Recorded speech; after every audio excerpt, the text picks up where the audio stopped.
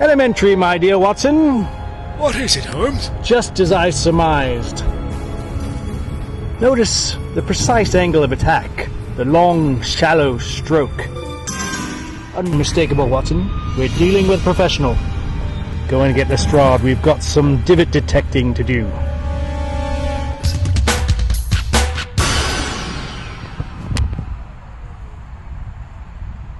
Hi everybody, Woody Fitzhugh here with your Tweak of the Week.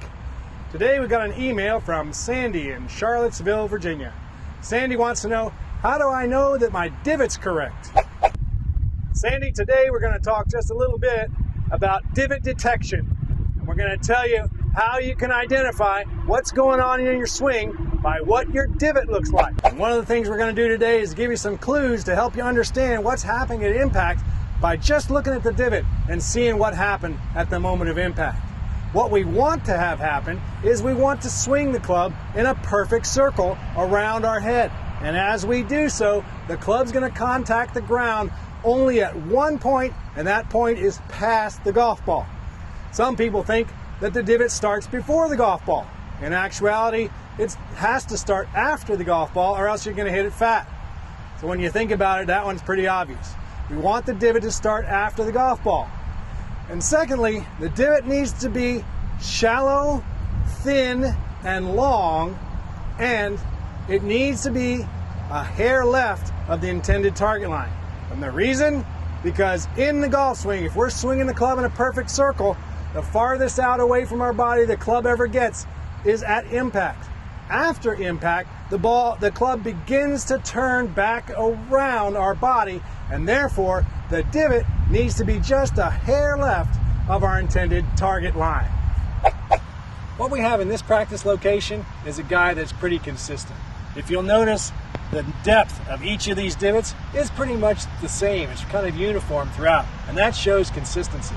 And he's pretty good in terms of thin and long as far as the divots go. My only problem with this guy is it's a little too deep. Well, let's go look at a couple more.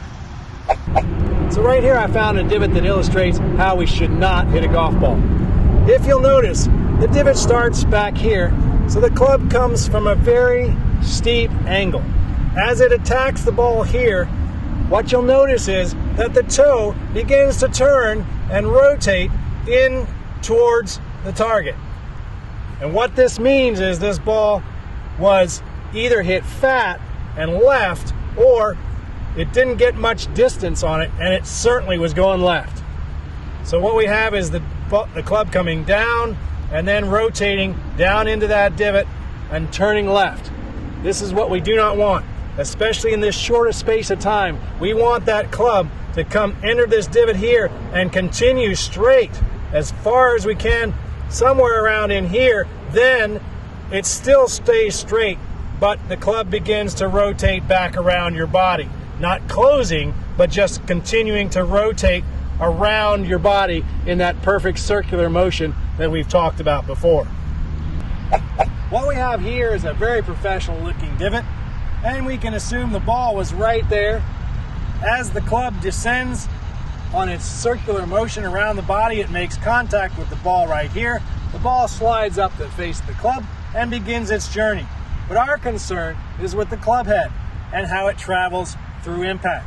And what you can see is the club travels completely straight through the moment of impact. It stays straight for at least till this point here, probably 3 or 4 inches past the moment of impact. And then only after that does the big club begin to not close, but to continue to rotate around the body and then come up and away from the divot as the club continues its circular motion around the body. This is a very professional looking divot. It's long, it's thin, and it's shallow. So next time you come to the driving range, put that first ball on a nice piece of grass and take your swing. Make a nice divot.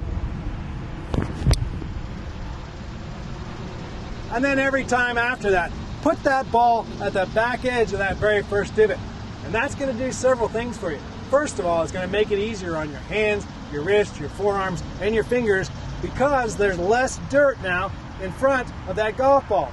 So if you take a proper divot, it's going to soften the impact on your joints. and it's a lot easier to swing through empty space than it is taking in dirt every time. So it's easier on you. It's also better on the golf course because you're going to take a nice little tight pattern of divots instead of being sporadic and taking up a whole lot of space.